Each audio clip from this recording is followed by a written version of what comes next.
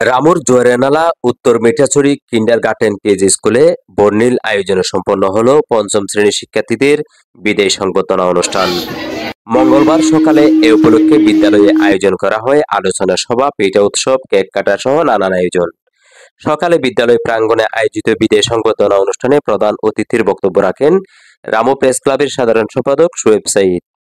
উত্তর Mithachhari kindergarten KG স্কুলের প্রধান শিক্ষক জুলেখা হোসেন জুলির সভাপতিত্বে অনুষ্ঠানে বিশেষ অতিথির বক্তব্য রাখেন চা বাগান বাজার পরিচালনা কমিটির সভাপতি সাবের আহমদ, সাধারণ সম্পাদক টিটু বড়ুয়া, অর্থ সম্পাদক শামসুল আলম, বিমুক্তি বিদেশন ভাবনা কেন্দ্রের সাধারণ সম্পাদক শিপন বড়ুয়া।